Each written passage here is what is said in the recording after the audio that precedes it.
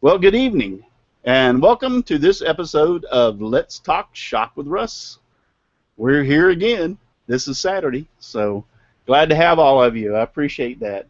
I'm looking over on YouTube to see if my YouTube thing pops up. I see everybody over there in the chat section, but it hasn't started over on YouTube.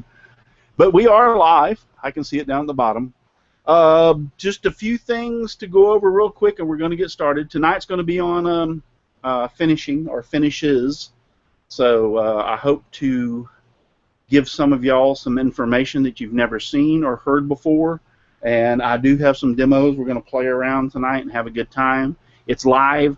So and some of these cans that I have back here haven't been. They're kind of rusty. They haven't been open for a while, so I might even have a hard time getting into them. This is like some of my arsenal as to what I use for finishes across here. So we've got a broad spectrum of what we're going to talk about tonight. I got to be careful about walking away from the mic because I got it on directional. That being said, first thing, sticker board. I got a new sticker this week from Jeff Vandenberg. I hope I'm not messing up. Guys, I'm terrible about names, so if I mess up your name, it's not intentional. It's just my fault. I can't pronunciate. You pronounced it right. It's Vandenberg. All right. He is from not Wisconsin, Wisconsin Woodworking. So it's Wisconsin. He's on Facebook, Pinterest, Google+, YouTube, Instagram, Twitter. He's got all the things covered. So he had a little incident a while back, or he had some problems about his leg also. It kind of came home with my brother this week. Whereas he had some problems. He didn't think he was going to be able to walk or be in his shop again. He has come a long ways, and I tell you what, I'm really excited and happy for him. So he's back in his shop. He's doing some stuff. He's in therapy. He's actually doing better than I thought he was going to do. So, Jeff, I'm glad you're doing better, buddy. Because if you can't get out in your shop, I know that can be heck. Second thing is, if you haven't had a chance, check out my new website. I got a brand new website, simplywoodencreations.com, and I'd like to just say thank you to Frank over at Devobel Technologies and devobel.com. They came to me, or Frank came to me and said he would give me a brand new website, which he's done.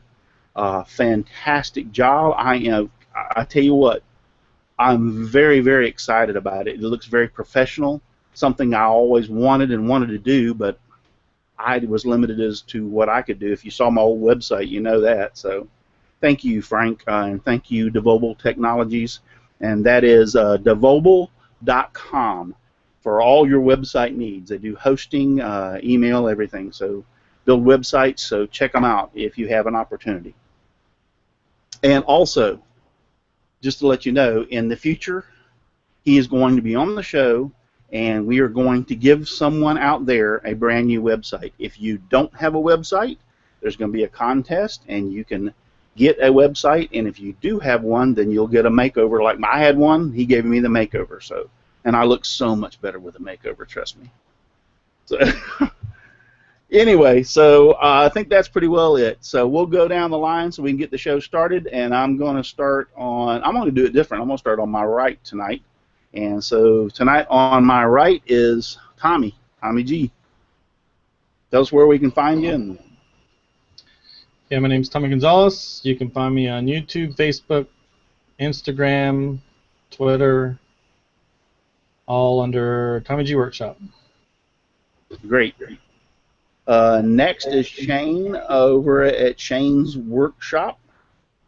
Hi, y'all. I'm Shane, and we're Shane's Hobby Shop. And okay. You can find me on. That's okay. You can find me on all your social networks. I'm on Facebook, YouTube, Twitter, Instagram, all of those. Shane's Hobby Shop. Hobby Shop, not Workshop. Sorry.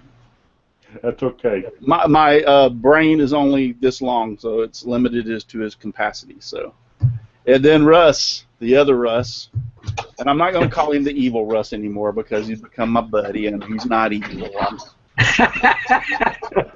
Thank you very much. Yeah, you can, Russ Meadows here. You can find me on Facebook under that name or at my Facebook page, Rusty Nails with a Z Wood Shop. And your wife is back there. Hi, wife. Don't get her started. Oh, okay. All right. And then next is John. John Schaffner. You can find me on Facebook under my name, and soon I'm going to initiate my website. That'll be under Madison Woodsmith. Be looking for that in the near future. Great. Sounds good. I'm getting tons of. All right, Charles wants to join, and I'm telling him, come on in, Charles, if you're watching. He says he's a little bit late, but that's nothing new. So Charles is going to join us. So come on in, Charles. And then Donald, where we can find you. Okay, first I just want to say Russ's wife just missed the opportunity to give him rabbit ears. But anyway, I'm Donald Matthews. I go by Donald Vlogifies Wood Shop on YouTube. I got a website, redneckknowhow.com. My Twitter and Instagram and Facebook links are all on my YouTube channel. I think that's it.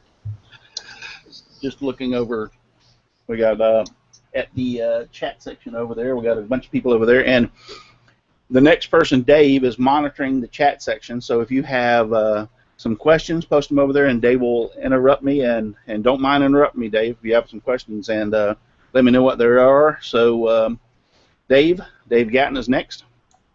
Thank you, Russ.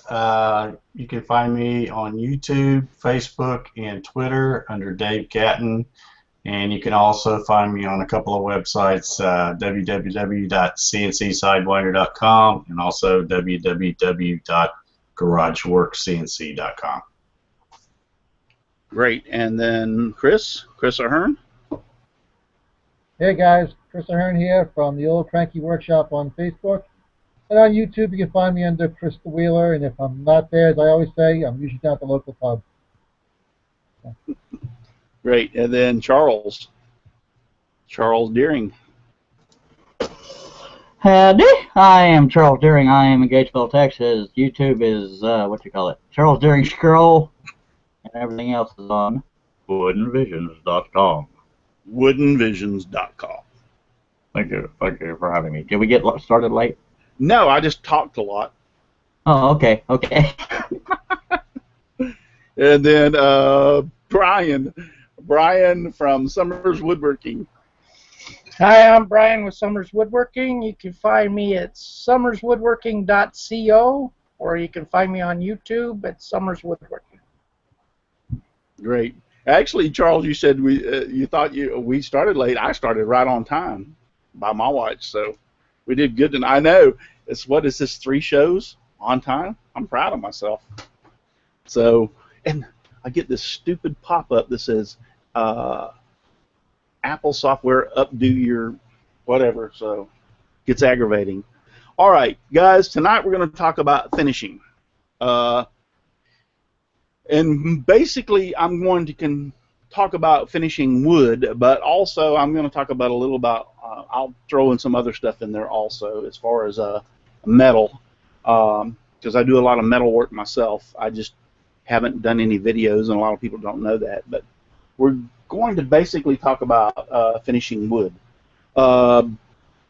First off, we'll go to, I think the biggest thing that a lot of people ask me is about stain. This is a live show, and I told some of the guys earlier, some of these cans I haven't opened in a while. They're kind of rusty, so don't expect everything to work perfect. We might have a little fun tonight trying to get everything to work good, but we'll talk about stains to begin with. I hear a lot of people bash Minwax, and I don't know why. I know that there's other stains out there that are possibly better. Yeah, I'm not going to doubt that, because I know that I use some paints that I think are better than others. But overall, I use a lot of Minwax products, and I've never had a problem with it. So, but I just hear a lot of people just like cringe when you say Minwax. It's like, oh, that stuff, oh, you really use it and everything? And I'm like, yeah, I really use it. I don't have any problems. I get great performance out of it. It works great. I can't say anything else about it. They have a long line of products. First off, their stains. There's two classifications of stains for y'all that don't know, and there is a wiping and a non-wiping stain. The only thing that I can tell you is the difference is the wiping stain. You put it on, let it sit for a while, and then you actually take a cloth and you rub it out or smooth it out, and you can actually work it into areas that are a little bit lighter than others. So the non-wiping stain is just like it says that you apply it. There is no wiping, and there you go. So that's the classification of the stains. Now I have a couple of stains here that I have used recently. I love golden oak. I just love golden oak. I mean, to me it looks really good on Baltic birch plywood. I use it a lot on Baltic birch plywood. And then this is special walnut. It's on a project that's sitting right here beside me. And I'll just go ahead and show it. You know, for those of you that say Minwax doesn't perform or doesn't look good or doesn't have a professional look to it, this is a ladder stand that I did. And this is Minwax stain. And this is Minwax polyurethane.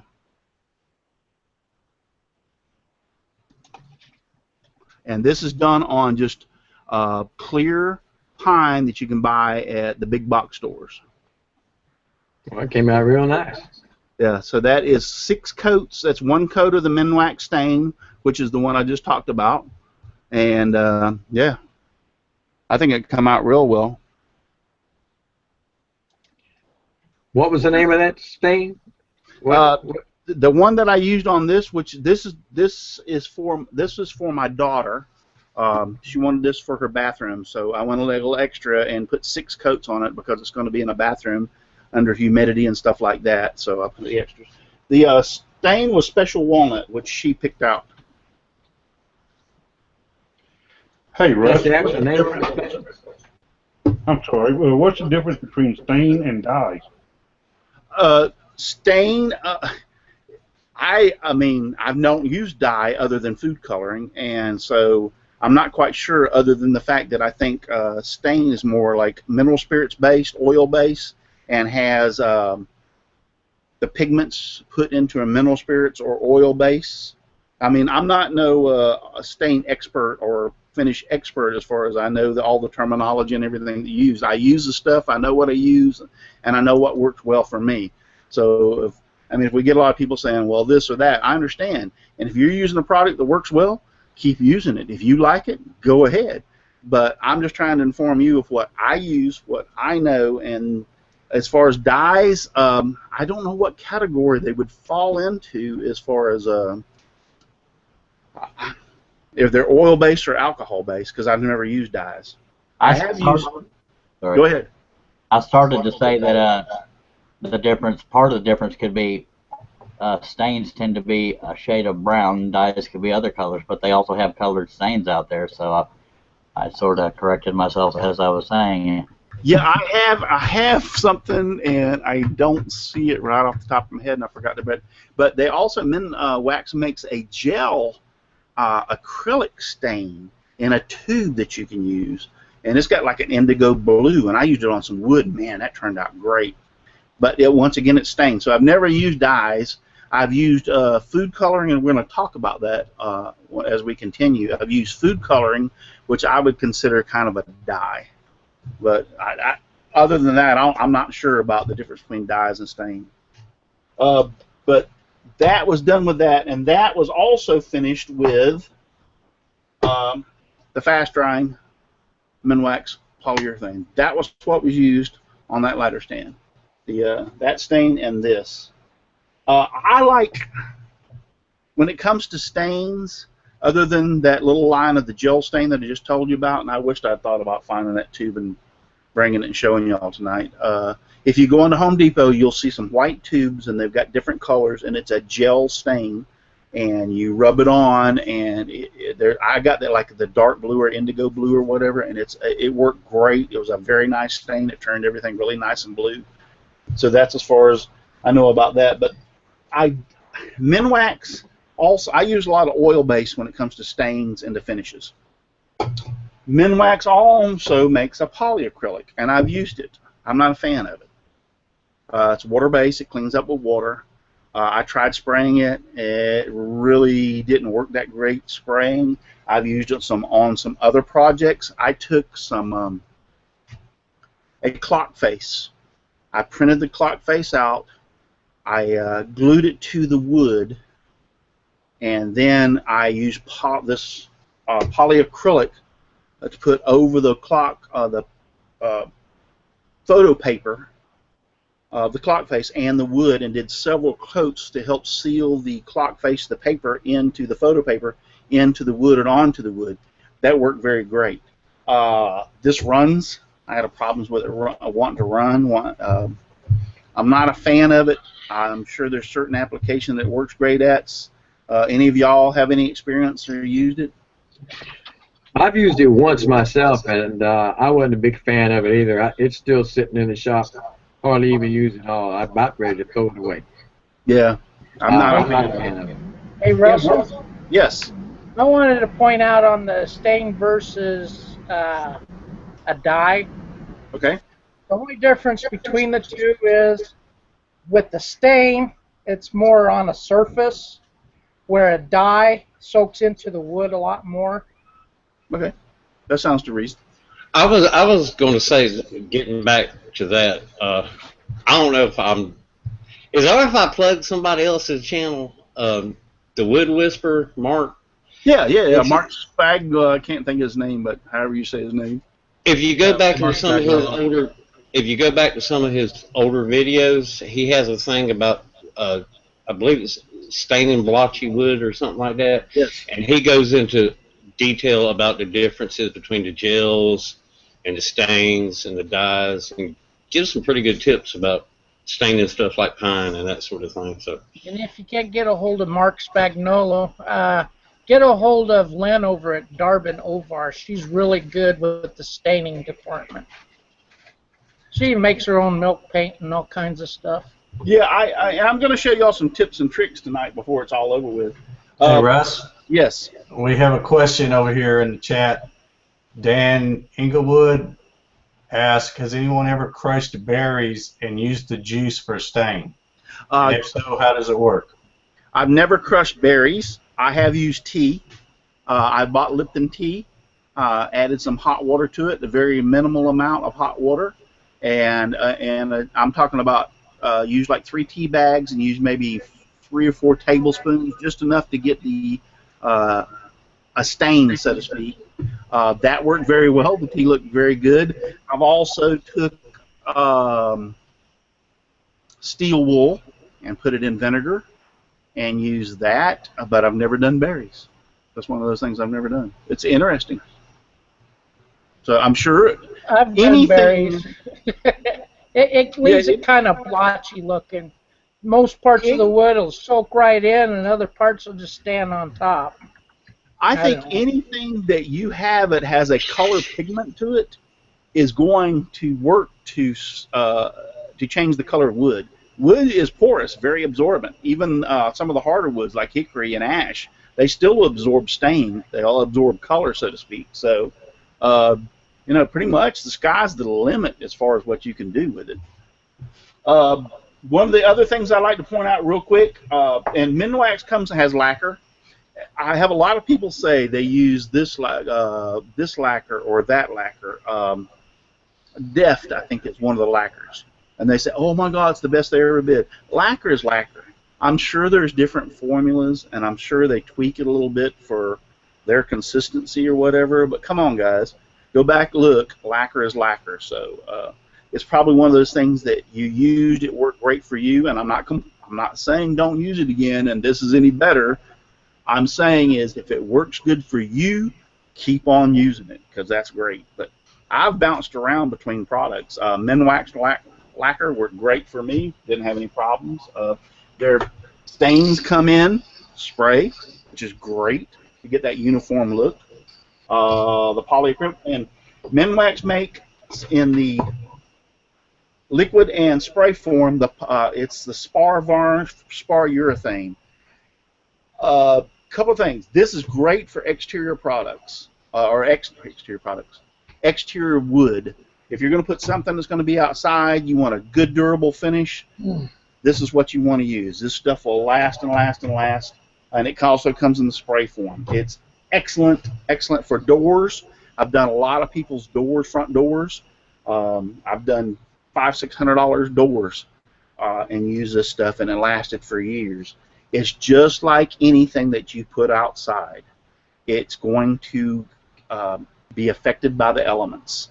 This holds up very good, but in Florida we have the wind, the rain, this terrible sunshine, which wreaks havoc on finishes, and the salt air if you're near the beach. So, but this has always been a great product for me to use for people, and it has a very shiny. This is clear gloss.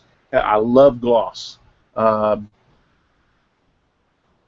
something else pop up on my screen. I'm sorry. I love gloss.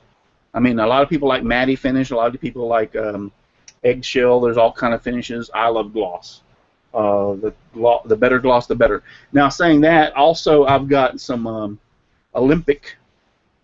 Olympic is a company that's been into the paint business for years. You can pick this up. I picked this up at a Porter Paint store. They have some Olympic products. I really like Olympic, except for I bought this gallon of polyurethane. I've used it, and I don't like their polyurethane. It has a tendency to run, and this is interior, by the way. It specifically says on it. It has a tendency to run. It didn't work well. I just didn't overlike, and I like some of the Olympic products. I did not like their polyurethane. Their stain is great. I didn't have any problems with. This is almost an indigo stain that I use, a really dark, almost black stain, and it worked really well. Let's go down the line real quick. Let's go over to some paints. We'll talk about paints. I use a lot of spray paint, and plus, obviously, I also use in the gallons. I like Rust-Oleum. Rust-Oleum has been around for years, and once again, hear a lot of people bad-mouthing Rust-Oleum. It's been around for years. They've been more or less into the oil base and the metal line, where everything is like for rust prevention. Out here, we have the mines that produce phosphate, which help produce fertilizer. They use Rust-Oleum on their machines out there to protect them from all that acid and ammonia and all the other stuff they use out there. They have 55 gallons of this stuff they paint their machines with, and they use it. So Rust-Oleum is really great for metal. I use it a lot. There is nothing to me any better than this right here for metal. It's called a rusty metal primer. It's like a brown, almost like a brown that you would use on camo. Great product. If you have some rusty metal, you clean it off and you prime it with this and then paint it. Man, you can pretty well. You've done everything you can do, and it's not going to rust anymore, as far as that goes. I've camouflaged a few trucks with that stuff. Yeah, it's great. I use that. I've used there's safety red. There's gloss white. I even went and talked to a guy down the street who does boat repair, not only the engines and everything, but he repairs the fiberglass and stuff on the boat also. And he recommended, when I repainted my bass boat, as some of y'all saw the pictures, Rust-Oleum boat paint. And that's what I painted my bass boat with. I bought it by the quart. It was not inexpensive as far as I'm concerned. But that's what I used for painting my boat. And he does repairs and stuff and uses this stuff. So some people, I don't understand why. I guess they get used to a product and everything else is bad, and this is the only thing that works. It's the only way that I can explain it. They've come along with, now they have the Ultra Cover Paint and Primer 2-in-1, and you can see this is a picnic table.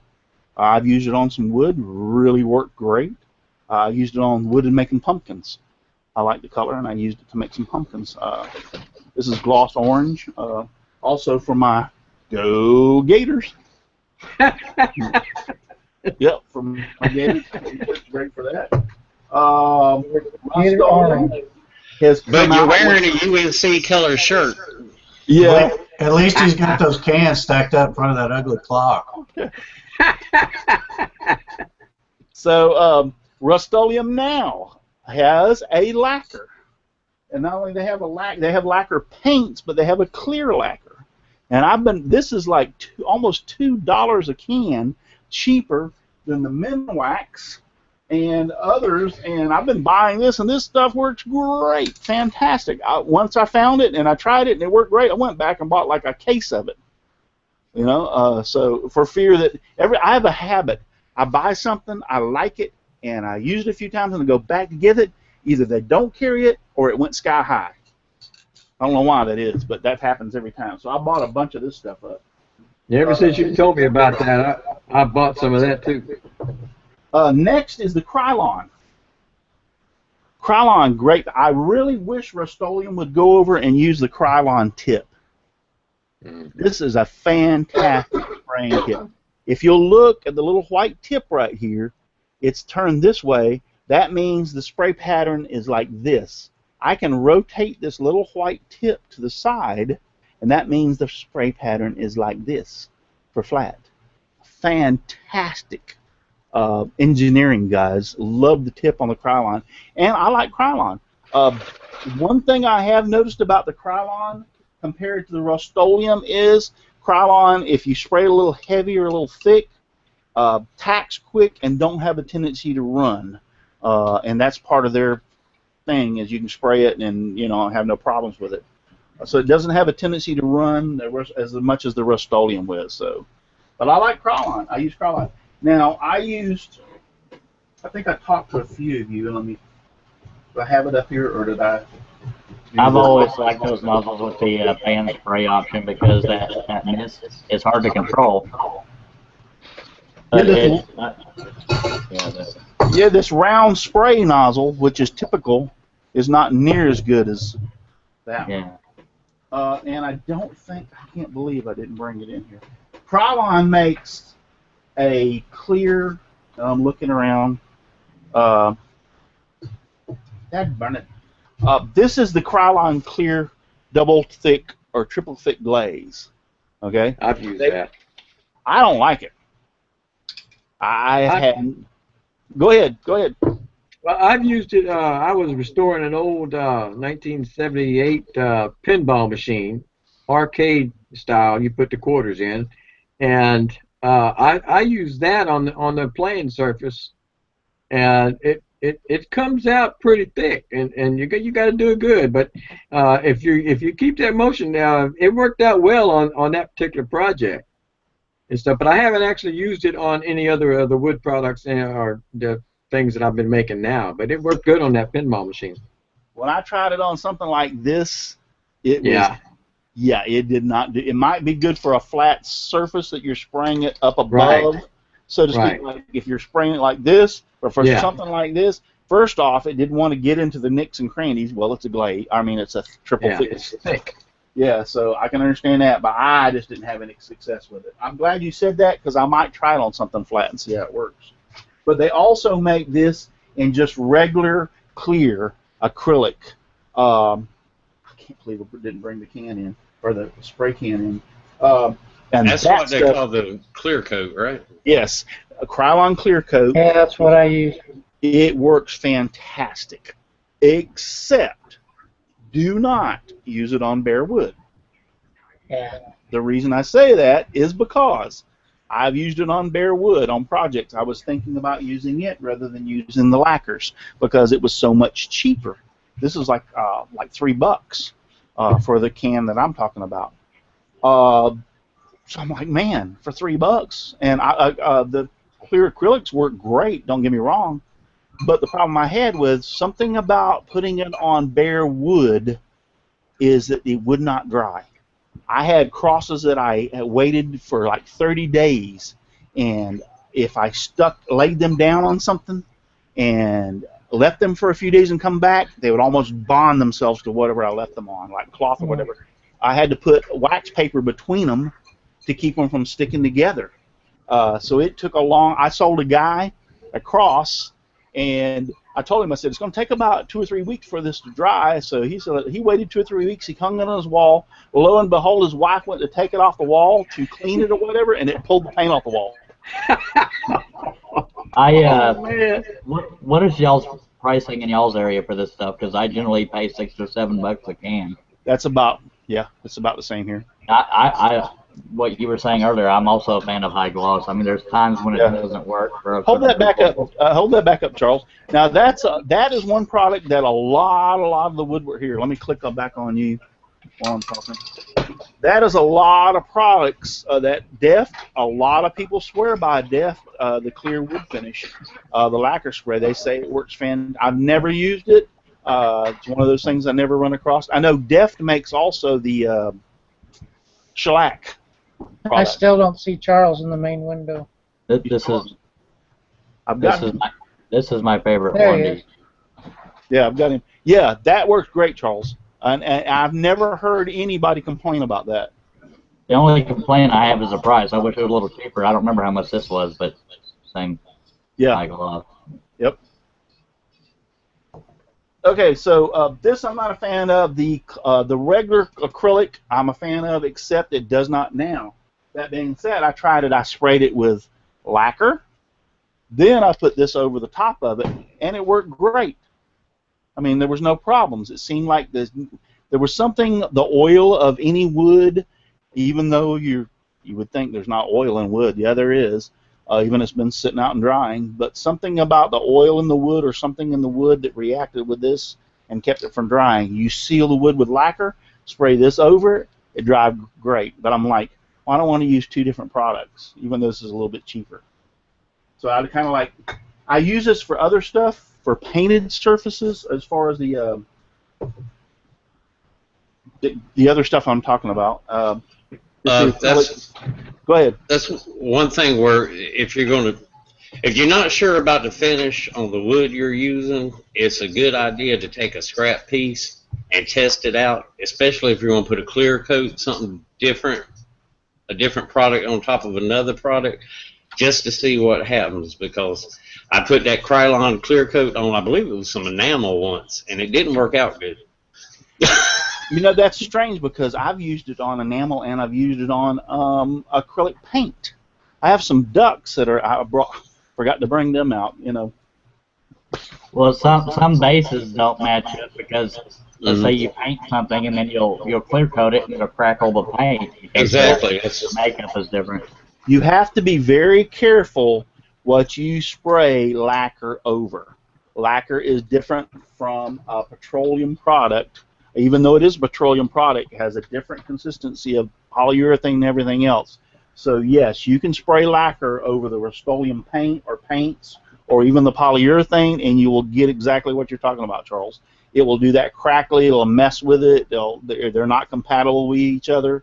The good success is I've had good success with putting the lacquer on first and then put the polyurethane over it or the Krylon clear coat or that stuff over it, and it worked great. But the reverse is not good. So I use a lot of Rust-Oleum products. I just wanted to touch base on a few other things for wood primer. Kills is a great wood primer. It dries fast. As far as if you're going to paint, no, obviously you're not going to stain, but if you want to use something that dries the old oil base, this nasty stuff for stain kill, spray it on a piece of wood, come back in 15-20 minutes, and you can start applying your finish over it, or whatever the drying time is. But it dries really, really fast. They have an odorless type kills. They have a latex type kills that works really great on wood and finishing. It dries fast also. Not as fast as the oil base. The oil base is really quick. And they have that in the original. The one thing, if you're using this for stain kill and using this for stain kill, the water base does not work as good as the oil base for stain kill. There's been some stains, like water stains and stuff, that I've put 3 or 4 coats of this on, 5 or 6 coats of this on, and it finally covered up. 1 coat of this would have done it. So as far as a stain killer, the latex lacks the qualities that this has as far as clean stains. But they both work great for putting on wood as a primer. Interior only. Do not use these exterior. They make an exterior, but do not. These are interior. Do not use them on the exterior, including the oil base here. I bought this a while back and tried it. Very, very, very Krylon primer. This was on sale at one of the big box stores for like a couple of bucks for the quart. And I've used this on a bunch of products, and I really some Krylon primer for wood. Worked great, no problems. Porters, we used when I was doing a lot of house painting. Porters makes a very good quality products. Porter paints. This is a Glibtex. This is one of the best enamels, oil-based enamels I've ever used in my life. This is gloss. This looks like a piece of furniture when you use it on your indoor trim. And it also has polyurethane. Hey, One thing I Russ, want, yes. That must be regional because I've never heard of that. Yeah, no, Porter's is all over. It's just it's a professional grade. You have to actually go to a Porter paint store to buy it. So they're limited as to, yes, they're kind of limited. We've got 3 stores with them around here, but Hey, actually, Russ, yes. I've got a question on the chat here. Diana is asking, does the Kills product prevent mold? The oil base will prevent it, but you need to kill it before you apply it. If you have a situation where you had some mold on something and you kill it first and then seal it with this, then yes, it's going to prevent the mold. So the oil base, not the latex base. I've had wood before that really wasn't that bad. We were able to clean it, bleach it, and actually some drywall too. And then clean it and bleach it and then put that on there and never had a problem after that on drywall. So those all being said, that's kind of like the list that I've gone down. But anyway, back to your Porters that you were asking about. Yeah, there's Porter paint stores. They were actually bought out by Pittsburgh Paints, but they're still carrying the Porter line. As a professional, their acrylics, their paints are next to none. The only paint on the market that I can tell you that I've used that is anywhere close to Porter's is Behr. Behr makes some really fine paints. Other than that, a lot of your Sherman-Williams and Glidden's, I've used them. They're okay. They don't compare to this. The ease of use, the longevity, the coverage, everything about Porter paints, and Behr also. Behr makes some fantastic acrylics for your exterior. Yeah, I love Behr brand, but my God, they're expensive. Well, Porter's is too. This gallon of enamel, $50 for that gallon of enamel that I use inside my home for all my. I love oil base on trim on wood. It just cleans better. It looks better. I like my trim, my baseboard, my jams to look like furniture, so I paint it with that. Now this has polyurethane in it, and one thing I want to go over real quick before I get started on my next little thing, I'm looking to see how we're doing because I want to do some experiments to show y'all, is that all these things, polyurethane, spar varnish, the polyacrylic, I can't tell you because I've never used it that much, but I know that the polyurethanes, they will have a tendency, and including the Porter's white paint, which has polyurethane, over the years to yellow. You give it enough time and it'll yellow. It might not happen overnight. It might take 4 or 5 years, and depending on the sunlight and in the room, it will cause it. But the actual white paint, you can come back 5 years from now and use that same paint and paint in an area, and you'll see the difference. The old paint will have a yellow cast to it, the new will be bright and white.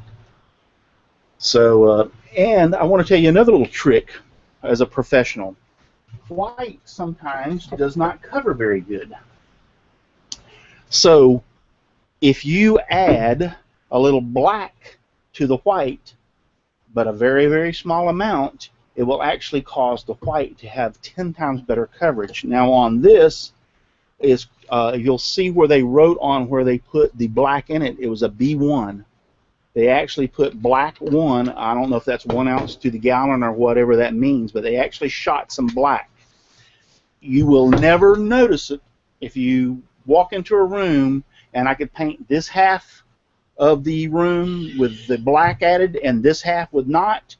you'll never be able to tell it unless you put the two butt up on butt side by side in light. Then you can see that one has a grayish tint, the other one don't.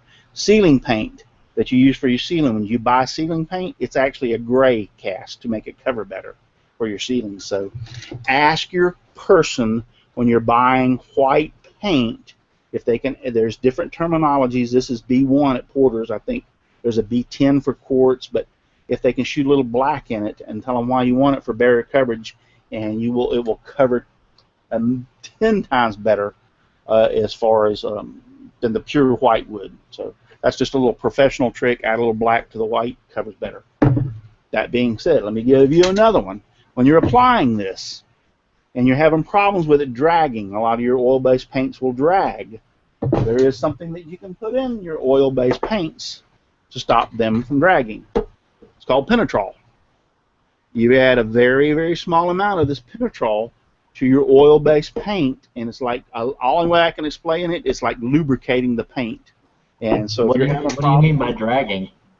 When you go to put it on, you don't want to just lay out really smooth. It's like you know what I'm saying? The brush kind of like gives you a little bit of problem pulling A on lot it. of brush marks and A lot kind of of got brush me. marks. This will take the brush marks out and prevent the dragging and makes that stuff just flow.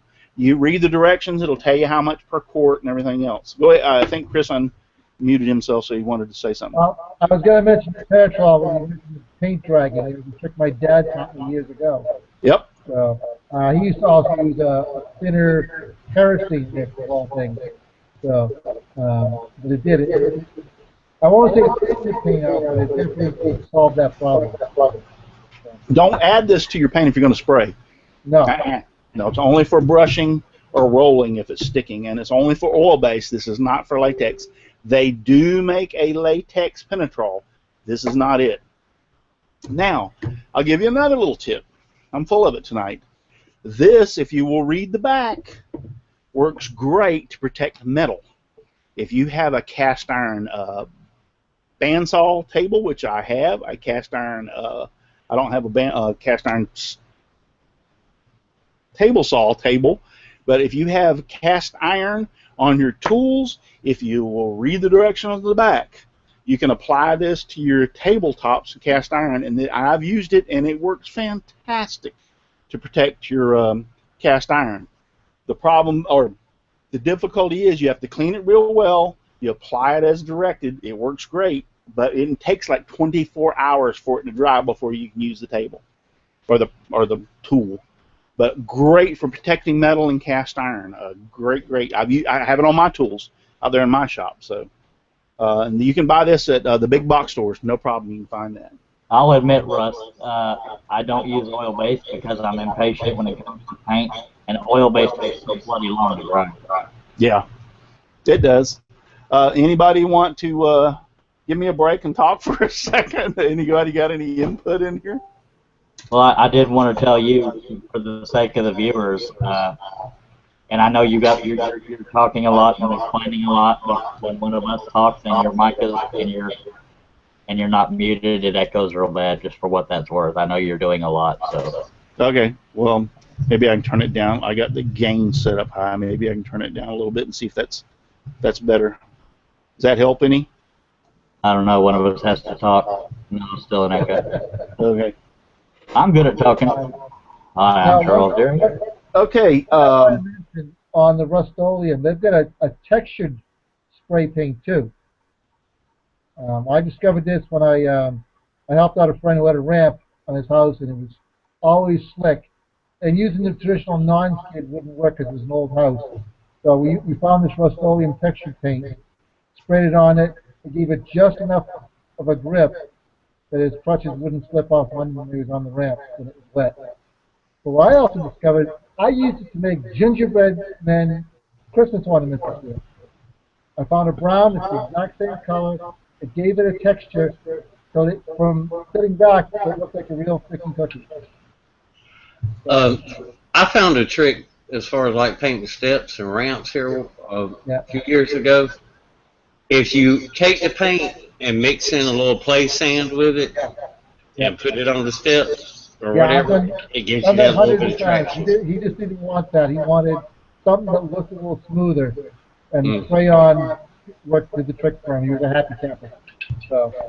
I'm glad you mentioned that, Donald. That is an old professional trick. Now you could either mix it in the paint. The problem I had with mixing it in the paint is you constantly had to stir the dang paint to keep it mixed up. So what we would do is we would paint a short area and have the sand there, and then just take it and sprinkle it over the top of the wet paint, and that worked great too. But you Yeah, got that's to, what we used to do. you can't paint a 12 by 12 room and go back in the beginning of the 12 by 12 and start staking sand. Exactly. You got to do like a 2 foot by 2 foot, sprinkle the sand, 2 foot by 2 foot, sprinkle the sand, keep it going like that. But if the paint's wet, it'll do the same thing. I was doing a ramp for my ex-wife, and I'm too lazy to. I just stirred it as I painted it. If it was your ex-wife, didn't you want it slick so you'd break her? I'm sorry. I didn't want to go there. Never mind being too lazy. She is the ex-wife. On afterthought, no, I'm just. Another thing that I want to point out as far as finishes or what you can use on wood, and I'm looking over it made me think of now, is linseed oil. A lot of people put linseed oil on, like the Danish oil, which I don't have. I don't have it in my shop tonight. But boiled linseed oil works very, very well for wood. Two things. When I worked at the fire department, the only thing that we sealed the axe handles, the wooden ladders, anything that had wood was with linseed oil. This will penetrate the wood. It will protect it from the weather, probably as good as anything on the planet. This is fantastic for protecting wood. You can use it on your projects, like you could use it on this, on bare wood or whatever. It has a tendency to give it a little bit of a brownish, yellowish color. If you're going to use it on those, I would suggest that you mix this 50-50 with mineral spirits. In other words, you're going to buy some mineral spirits, and you're going to take this little cup or a bucket that you're using, so it's going to be half linseed oil, half mineral spirits. I would suggest that you do that because it's going to take a long time for it to dry, for number one. The added mineral spirits in with the linseed oil makes it penetrate the wood better on your woodworking projects. It makes it dry quicker. It just overall works better. You're not looking, if you're going to use a project and then shoot like this, and you're going to shoot lacquer over the front, on top of it later on, you're not looking for the protection out in the weather. You want this not thin for weather protection, but if you're going to use it as an oil to pop the grain, so to speak, you want to mix it 50-50. Works very well. That being said, another one that works very good is lemon oil. I'm not a fan of either one of these. You can put it on your projects like this right here, and rub it on it, dip it. And a lot of times you'll dip it in it, but you got to make sure you clean it off so it doesn't leave any runs. Same thing with this. If you dip your project in it, you got to make sure that you clean it off really well, blow it out with an air hose because it will get in the cracks and crannies, which you want it to do, but it will also cause runs. So you Hey, Russ? Yes. Do you have your Facebook open? Yes. JP Woodwork, he's put it in the chat here a couple of times, I think. He says, I just sent Russ a picture on Facebook of a tip he can mention. So I don't know if you can find that or not. While you're looking for that, Steve Good is a fan of the lemon oil. A picture of what he can mention? Tip. Yeah, TIP. but Oh, okay. yeah, it's something about a. Yeah, I'm not sure exactly what it is. I'd have to look at it before I would actually mention it and know about it before I actually mention it on the show. So I appreciate him and posting everything, but I don't have time to go over and study it and look at it before I actually mention it to know what I'm talking about. So, but this works good to make the grain pop. You got to dry it off. It takes forever. If you put it on the wood, it takes forever to dry. I'm talking about 24, 48, 36 hours for this to dry up where you can actually put lacquer or your finish over the top of it. So Steve Good uses this. He loves it. He uses a lot of his products. I'm not a fan of it. I don't like it. So that being said, the linseed oil 50/50. This. Hey Russ, Yes. speaking of the boiled linseed oil, Yes. another finish that I've used and liked and works really well, and it's mostly used for turning, is the OB Shine Juice that I got off Captain Eddie's YouTube channel. And all that is 1/3 boiled linseed oil, 1/3 shellac, and 1/3 denatured alcohol. And Right. it's a friction finish. You rub it in until it friction dries. It works really well. Boiled linseed oil can be as a friction finish. The shellac, which I don't have with me tonight, is only thinned by alcohol, denatured alcohol. I have it in my shop. I didn't bring it in since I don't have the shellac. Shellac is actually a plant. And so is, well, linseed is boiled linseed oil is a linseed is also a plant, but shellac's also a plant. And shellac is one of those that is food compatible, so you can use it on stuff that's going to be used around going to be used around food products. And I didn't bring it in tonight. Another one of those when you're using cutting boards is mineral oil. Mineral oil is very much great for sealing cutting boards. Works great. It's food grade. You can put it on the cutting board and cut your meat or cut your vegetables and don't have to worry about it. So mineral oil, and you can buy mineral oil in Publix, the big box stores. We have Publix down here. Your grocery store, mineral oil's out there, very, very much so. Somebody keeps saying, pops up that they're saying something. But so mineral oil is a good one for cutting boards and stuff. Do not use, and I've heard a lot of people talk about this, your vegetable oils. They're not the same. They will penetrate the wood. They will get rancid. They will cause problems. They'll cause bacteria. Don't use that on your cutting board. I personally, the only thing I would suggest for a cutting board is the mineral oil. I know there's some salad bowl finisher I think there's on the market. Did anybody know anything about that? Brian, you're shaking your head, Yep. so tell us. I use it all the time on my beer mugs. What's it called? General Finishes Salad Bowl Finish.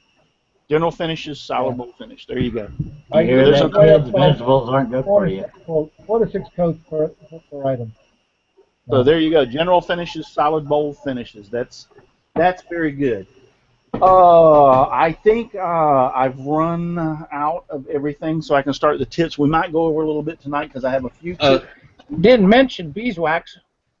Beeswax is another one. I'm just not a fan of it. I was just going to mention here a while back I won some from what know what mom knows. I won some beeswax. I'm not sure she got a video of how to make it, but it's a all natural sealer stuff. I've been using that a little bit and it comes out good. I tried it here a while back. I mentioned it earlier before we went on. I've tried it as kind of like a pre-stain conditioner and then put the stain over it, and it smoothed out that stain on that poplar. You could really visibly tell the difference in the blotchiness. There was no blotchiness where that stuff was, so that was cool. I really, she did me a favor sending me some of that stuff. So, all right, we're going to get into a few tips and tricks that I've discovered over the years. Number one, if you do not know, you can use food coloring as a stain or a dye for wood. Matter of fact, I used it to make this. This is 100% nothing but food coloring. This is what I entered in Brian's contest last year for the Summer's Woodworking 2x4 Challenge. I didn't win. Darn it. Did not win. Yeah. Thanks, Brian. I really appreciate it. Hey, that one was out of my control. So anyway, But this was done 100% with food coloring. That being said, let me show you. It is very easy. Got my little plastic cup. You're going to need, you can buy it anywhere, some alcohol. Very plain and simple. I would try to get this down earlier to see if it would work, but my table's down here and it just don't work. But I'm only going to put a small amount of alcohol in here, but you put you a little bit of alcohol in here. You can mix it with water. I do not like water because water has a tendency to raise the grain on the wood you're using, and it didn't work as well. Alcohol just kind of like dries up in the grain and doesn't really raise the grain, so to speak. And all you need is what you can buy at the grocery store. Now on the back, if you will follow the directions, you can make colors. There is purple, orange, green, dusty rose, and if you go, there's bigger kits of food coloring that you can buy. And if you'll do that and go online and type in food coloring and colors, they will tell you how to mix and match the different colors. I'm going to very simply use a good color that I like. Won't come out, of course. It's live. Just dump everything out on the floor. Jeez. So take your food coloring. I like blue. I like blue and red. Wow, it's not orange. Yeah, you can. Yeah, blue and red will make orange. And you just now what you want to do is decide. You're going to have to experiment. Do not dump this in there and then put it on your finished piece. Experiment till you get the color that you want. But it's just plain and simple. Drop you some blue food coloring into the alcohol. I save, when I go to restaurants, I save the plastic knives just for this. And I also save my straws. And I'll show you later what I'm going to use a straw for. But you can do that, right? And you can do several different things. You can use, I'm not going to use a brush. I'm going to use my finger.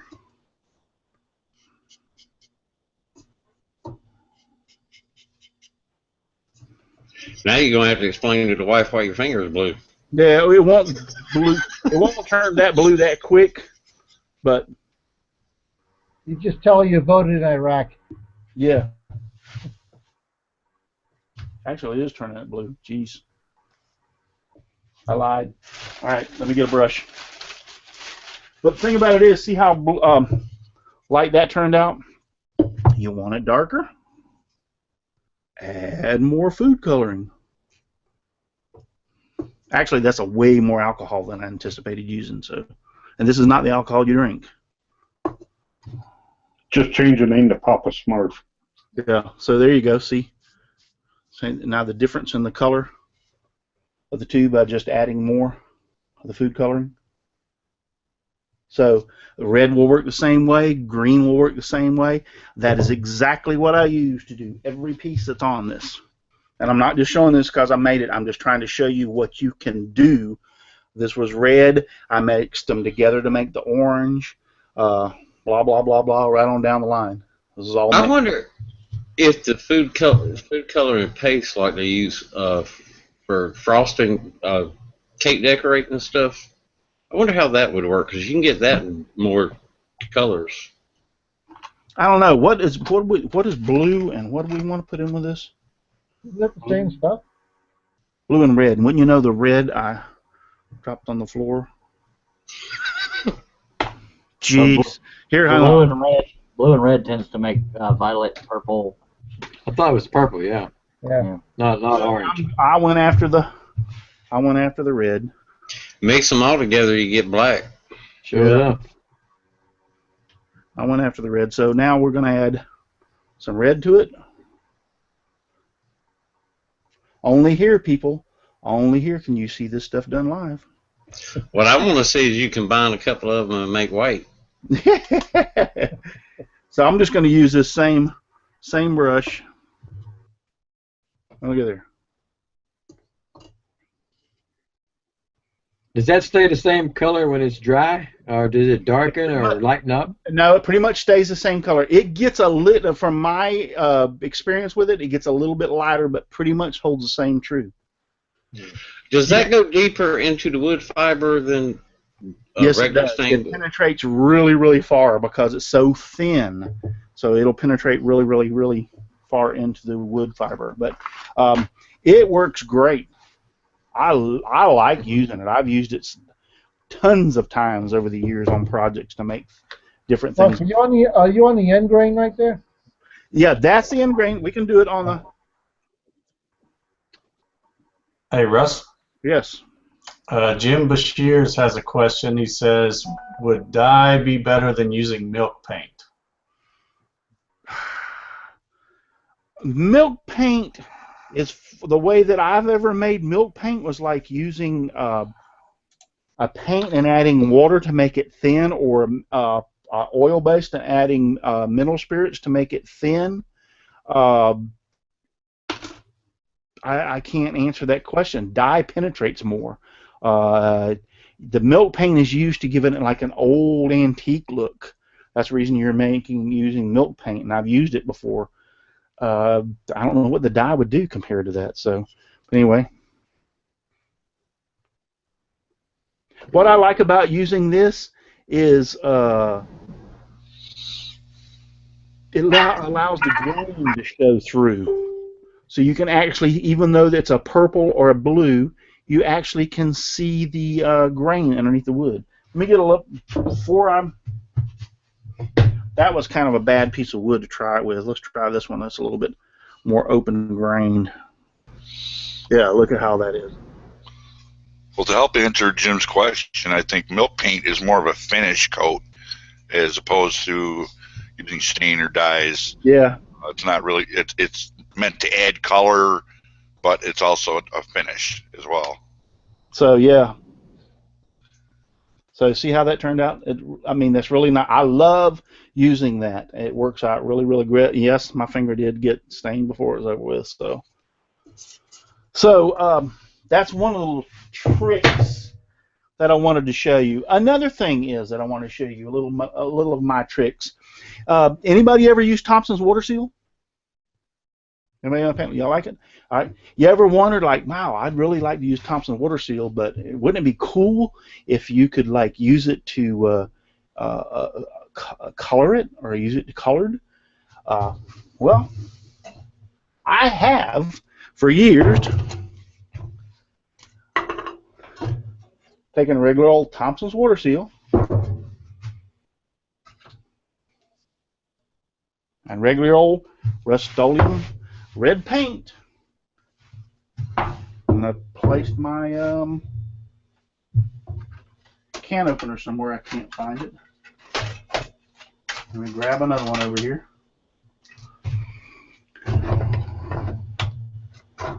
And what you do, and I know that a lot of people like applying the Thompson's water sealer with a paint or a garden sprayer.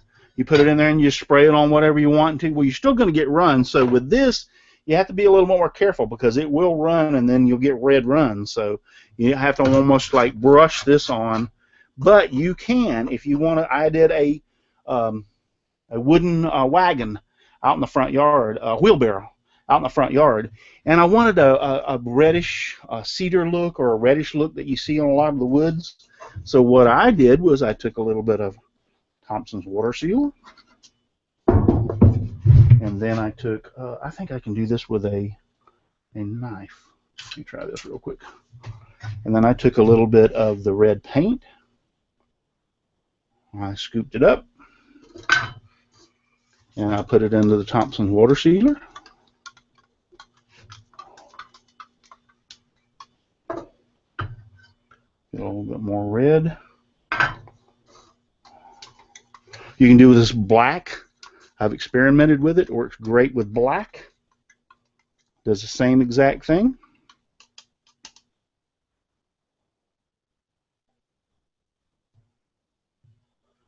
And then what you're going to do, let me get another brush. Let's take this piece of wood that I dropped down here, and I want to make sure that you can see that I'm doing this. I've dipped this in this, so I'm not lying to you. And now when you put your Thompson's water sealer on, you have a red cast to your wood. So it gives it that nice little red. Works great on the end grain. Sucks it right in, turns it nice. Gives it that. If you ever seen kids play like the swings and stuff, you buy wood that they use. That's just cheap wood, guys. That's not expensive wood. And all they do is do this basic same thing. Treat it with a dye in the. And I've learned that I can do it with time. Black works the same way. So the problem being, if you spray it with your garden sprayer, you're going to get, if you flood the area, so to speak, yeah, you're going to get runs. So if you really want that look, you kind of like almost have to brush it, or take it and spray an area and then take a brush, and it's going to get a drip. So take a brush and then come along and brush over the area you sprayed to get the runs out of it. But works very well. Used it. Use it tons of times. Love it. Love it, love it, love it, love it, love it. Let me explain something that you others. Now I got the red paint opened up, and I got this out here. Just let it run and call it art or rustic. Yeah. I'm going to have all this crap everywhere I turn before it's over with. Now, here's something else. You ever had a stain like golden oak, and you didn't want to go to the store and you didn't want to buy more, but yet you thought, man, that would look so great if it had a little red to it on that wood?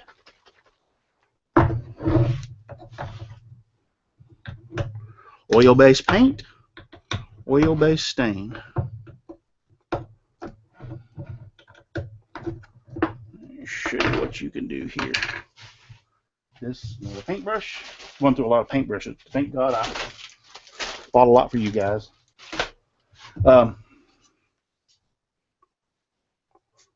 Golden oak.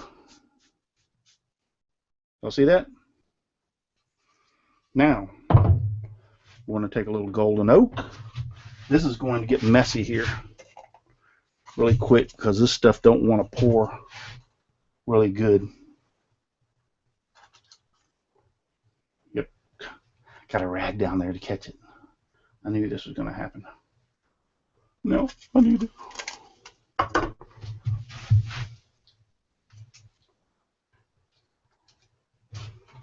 Set this over here out of the way. Now look what you can do. Take a little bit of red paint. This is trial and error, guys. You don't just add red paint to it and say, hey, it's going to work that way. I'll find a way to...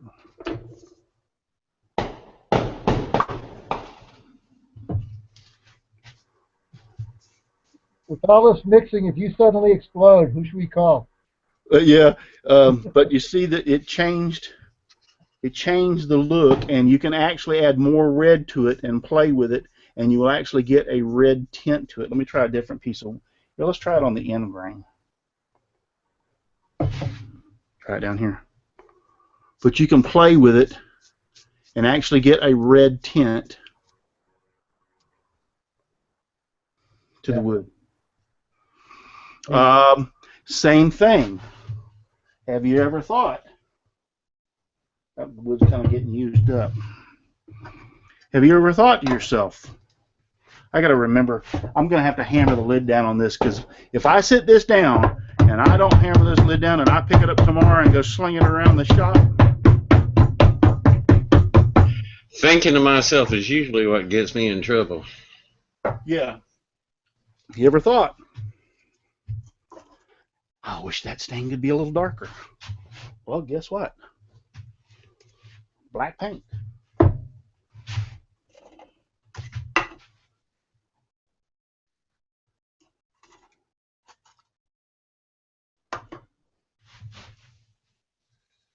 Going kind of quick here, guys, because I know we're rocking down on time, but we're already over. So now we take the same stain and we add, this is going to be the one that's going to be kind of hard to open.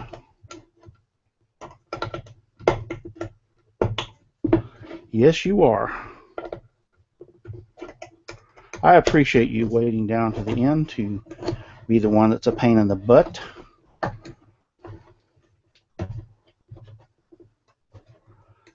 It always happens live. Yeah. Oh, here we go. So black paint, same thing. Have any of you guys ever tried this? Should I do a before and after? Yeah, I can't say I have. Yep, I've experimented a lot over the years trying to perfect different things. I've had stains that I've had to match in people's homes, and I go out and buy 3 or 4 different color stains. That's one of the key reasons I keep this black indigo stain. Works great to mix with other stains and make it darker, but you can use paint, same aspect. So here we have on this piece the regular oak, and now we will just take, I'm sorry I can't show you the table,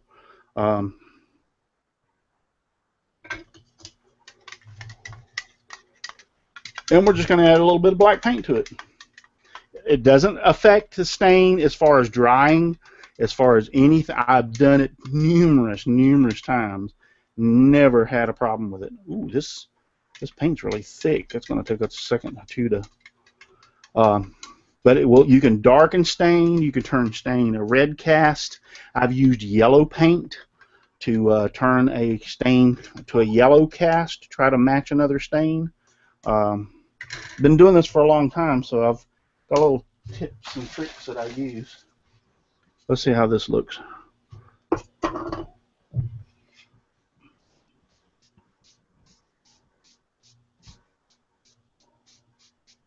I don't think I had enough black. It's darker, but it's not the direction I'm going in. I don't want to dip a whole lot of black in there and then pull it out and go, oh yeah, this is paint. But it will work. Because if you go to the other extreme and add too much paint to it, guess what? It gets this too dark too quick. And once again, that black, I used to keep some colors, different stains by the quarts with me all the time when I was doing some work and I had to come in and match a stain. And I'd gotten so used to doing it, I knew what I could mix with what and make pretty well match. I'm added more black to this. Let's see what this looks like.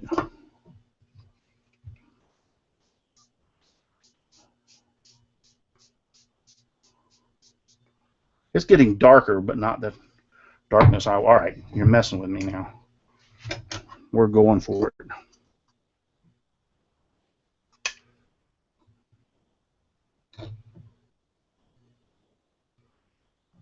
I don't know why it is. This paint is really, really thick. It hasn't been opened in a long time, so.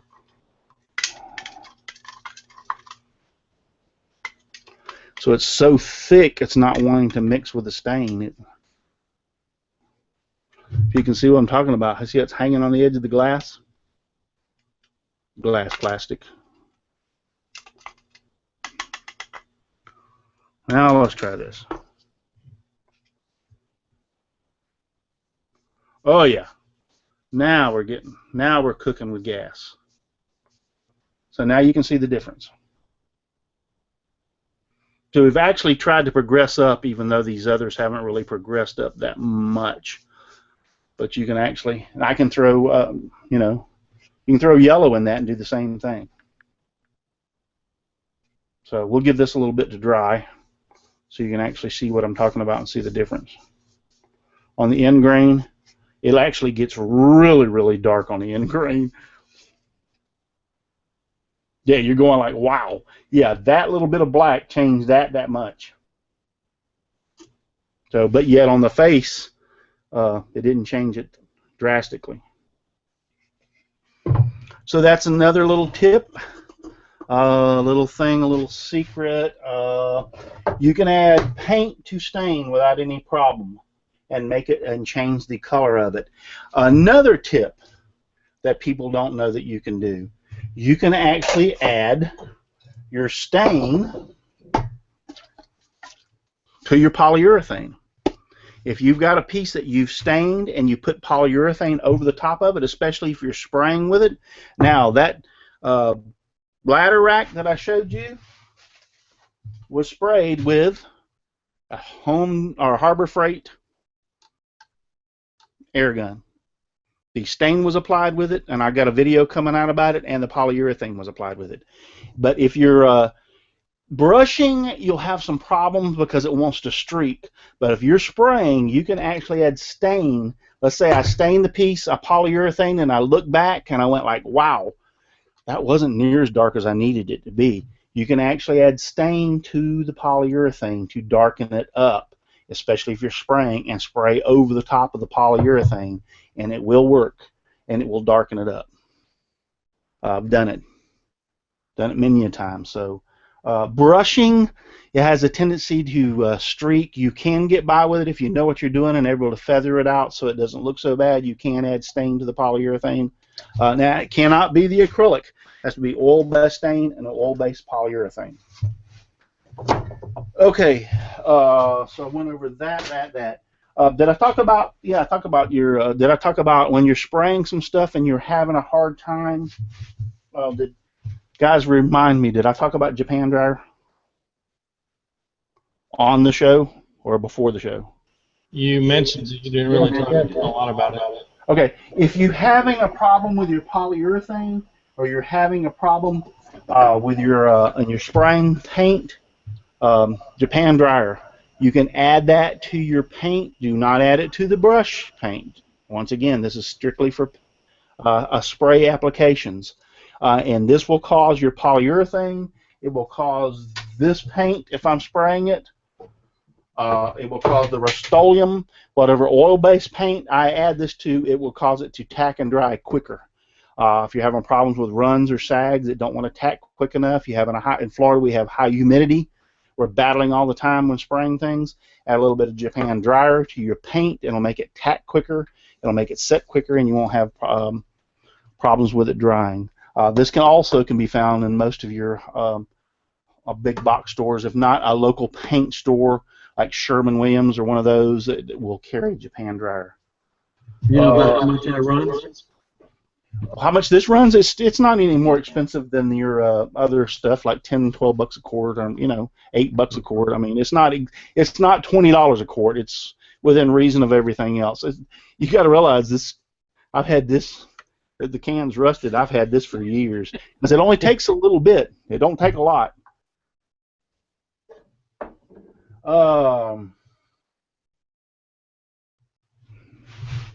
I've shown you how to color. You can add paint, the black paint, to your polyurethane also to give it a black tint. You can add red to give it a red tint. You have to experiment. Put a little bit in it like I'm doing and try it until you get the ratio straight. What I do is a lot of times I buy my own little measuring cups and measuring spoons and use them like at the like you would use in your home, and I'll put 1 tablespoon or 1 teaspoonful of whatever into 1 quart and mix it and try it. Don't work, I'll add the second and I write it down so that and then I know if I ever want to repeat it or whatever, I've got 3 tablespoons of black per quart to make that work. So it's an experiment type of thing that you work with. That's how I put the orange on that jack-o'-lantern birdhouse. I mixed some orange paint with some polyurethane. So yes, I did it. I have done that before then. Yes, you can mix paints with polyurethane to give it a tint to make it work. You can use stain, like I said, you can mix stain with polyurethane, and I have successfully brushed it on. The problem with brushing it on is that you have to be careful because it will kind of leave streaks. You have to know what you're doing, feather it out. The difference between a professional and an amateur is your equipment. Don't use the cheap brushes. These are a Worcester, how you want to say, Worcester Pro. These are a type of China bristle, Chinex, for your oil-based paints and your stains.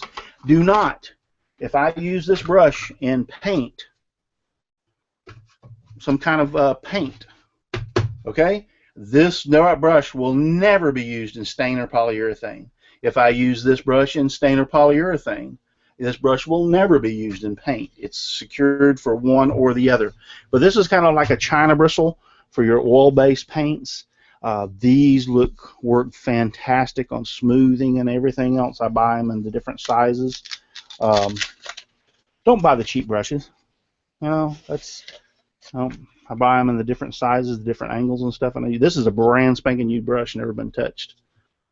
So these are worth it. We used to buy horsehair brushes for doing our staining and stuff like that to make sure that it would flow out very smooth. They went to the China bristle, and now this is kind of a China bristle. Your polyesters brushes that you see for the $3.99 for a 4-inch brush, that's about as much as you're paying for a piece of crap as $3.99.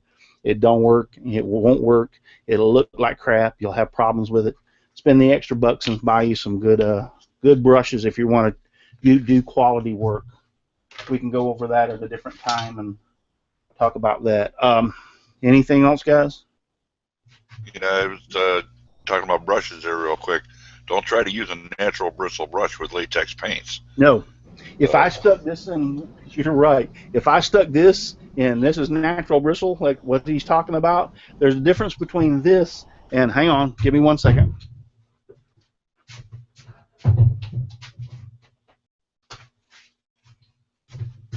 And a polyester type of brush. Now this is a polyester, but this is a very good one, which holds together. Has been used for years and years and years. I keep them. And another thing, save your shucks. We call them the shucks to put your brush back in. Keep it nice and straight. Keep the bristles in a line. I've got some that are old. The things wore off of them, and I have to use rubber bands to hold them together. But this, if you stuck this in water-based paint, it would just explode and flare out and become ugly. Yeah, this is not designed for water-based. It'll mess the brush all up. You just wasted money. This is a water-based paintbrush. It's a polyester. I'm not sure exactly what you want to call it. Something. It's a polyester nylon. Yeah, mix or whatever it is.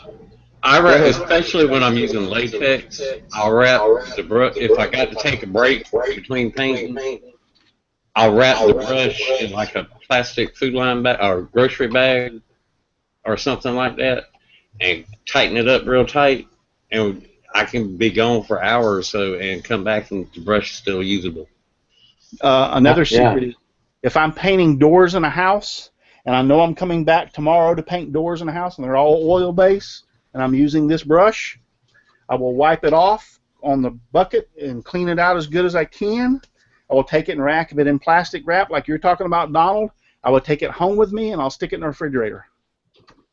Okay, that cold will keep that enamel from drying overnight. I go back the next day, take it out of the wrap. By the time I drive to the job, take it out of the wrap, stick it right back in the paint, and start painting again. And I didn't have to waste mineral spirits to clean it out. Can Jody stay here while we're going? So. And you can stick them in the freezer, too. Now, the freezer takes long to defrost in order to use it. I just use the refrigerator. But I've done it at home. I've been painting, and I'm like, something come up, and I have to go, and I'm like, I don't want to waste mineral spirits to clean this out because I'm going to be doing this tomorrow. Plastic wrap, stick it in the refrigerator, come back in the morning, take it out, let it sit out for a little bit, and stick it back in the paint and start working again. Well, guys, I hope I have enlightened you. I've been doing this for a long. Painting is... my brother and I have been painting since I was knee-high to a grasshopper, about as long as I've been doing woodworking. So I've taken people's doors that they've had and they lost the stain color and matched and sat out there for hours, literally with this different stains and matched that stain to put on their doors to make it look right again. So a lot of experience in this. I'm just touching the tip of an iceberg, so to speak, and I'm not claiming that I know it all. I'm showing you what I know and what I've done and what works for me. So the disclaimer is, don't try this at home. If it don't work for you, don't call me tomorrow and say that it messed up. But this is stuff I've been doing for years, playing around with. I would say go ahead and try it at home. Well, You yeah, think about go it. ahead. It's not going to hurt you, anything that you do. I mean, Try it at home before you try it on the customer's home. Yeah, I'm Just just. right. I want to before say you that. do all that stuff that Russ was doing, open a window. Yeah, I just know that I'm going to hear, people. I get emails from people like, you shouldn't tell them, or you shouldn't do this, and I'm like, whatever. I've been doing it long enough to know that I know what I can get away with. I know what I can do. I know I have done this for years, and I've done it on jobs, and I've had success with it. This works. What I've showed you tonight, I've done it. It's like a lot of people complain about people who, well, like me, I use pine, I use pallet wood. It's no big deal. You can do it with that. It may not come out as pretty as using a piece of oak or easy to work with or whatever, but you can still do it. Well, Pine's cheaper. Big time.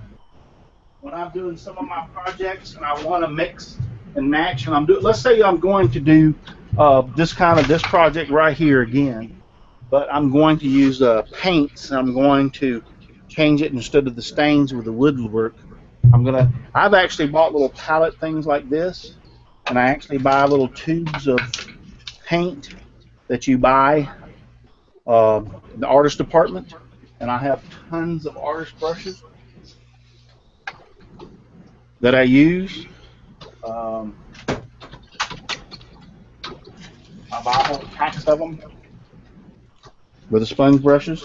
I buy the cheapy ones for these because these I'm not too worried about. But I will actually, if I love this color, I will actually take this, squirt it into one of these little holes, and actually put some mineral spirits in it and keep mixing it until I get the right color, and use it the same way I did with the food coloring to make me a stain with that blue tint to it, but yet where the wood will show through. I got That's that another same thing I pack can of do. paint. Huh? I got that same pack of paintbrush. I bought that at Wally World.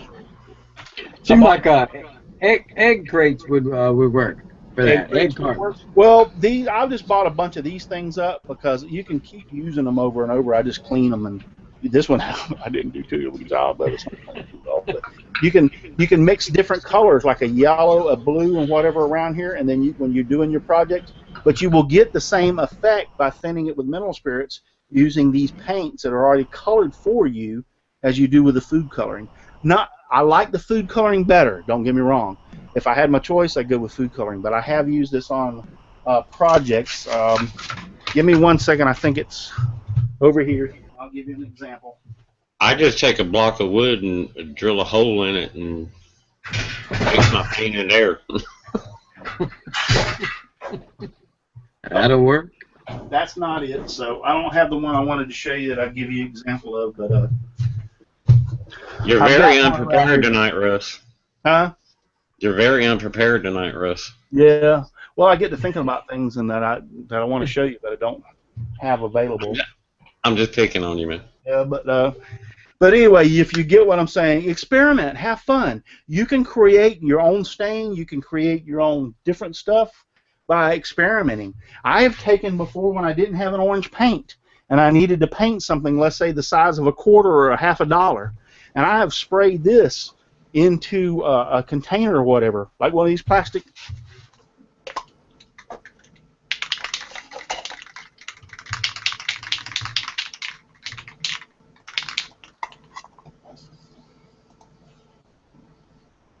Now I got orange brush paint.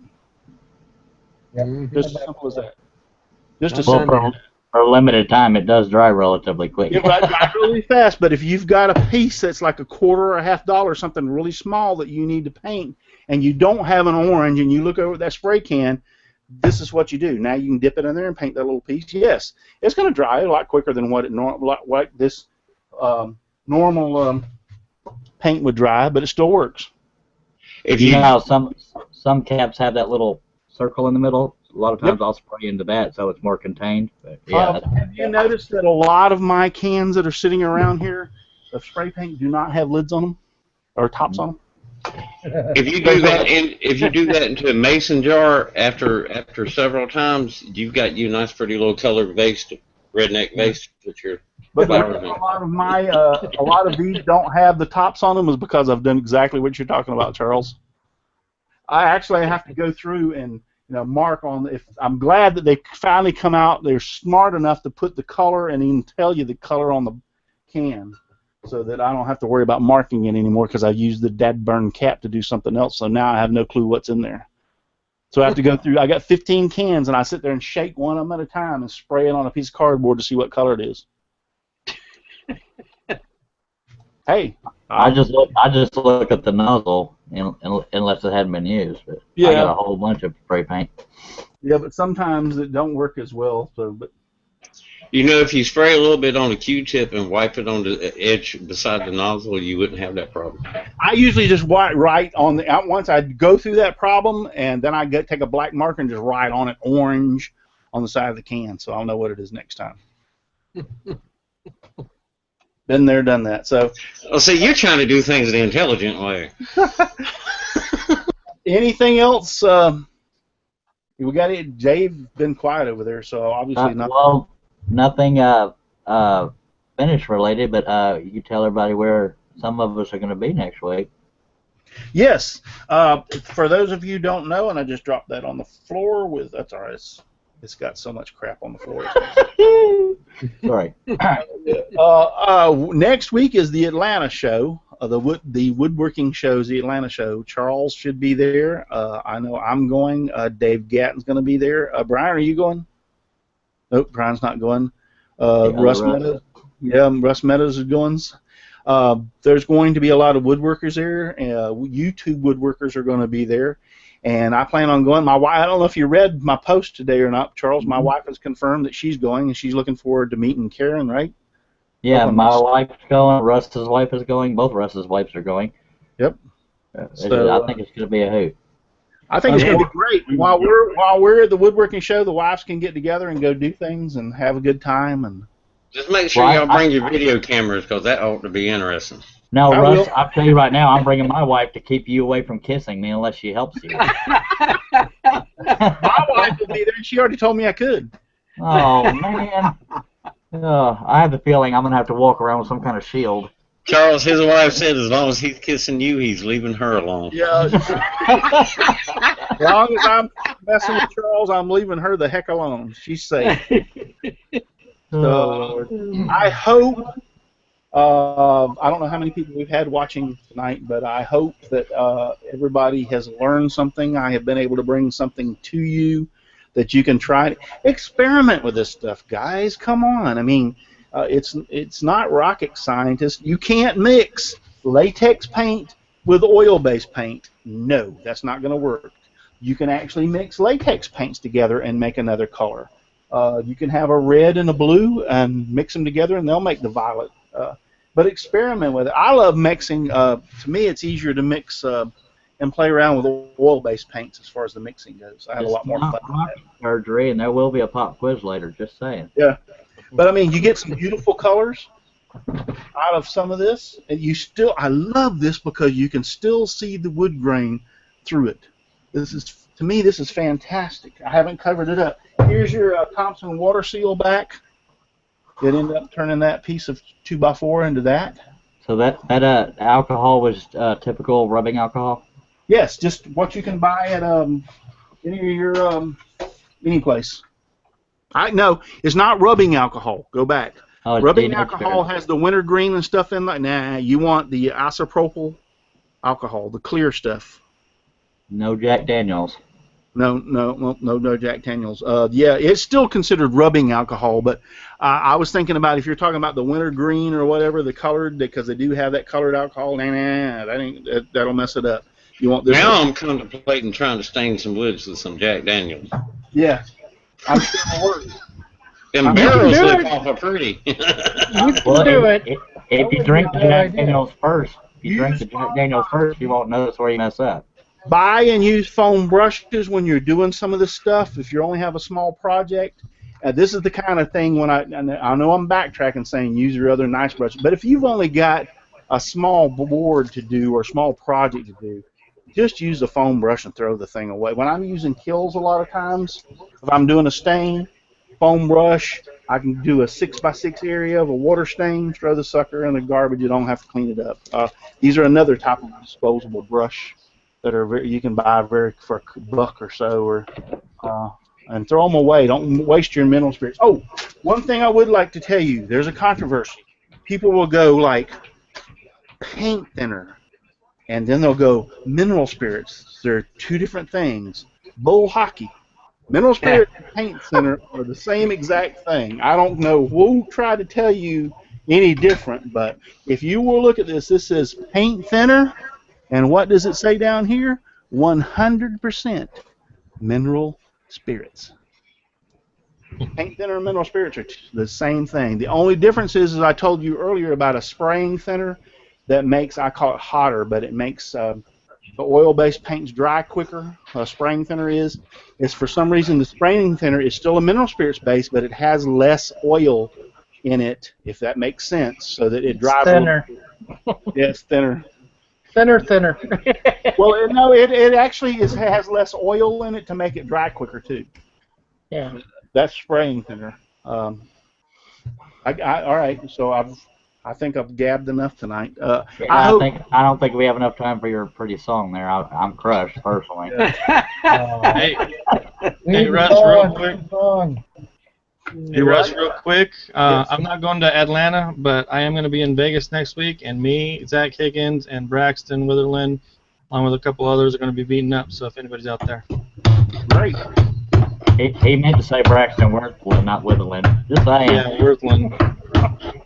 Did I say Whittling? Yeah, something like that. Worthland. I'm sure he heard that too. No, You know Braxton who I'm talking about. Braxton won't be able to make Atlanta.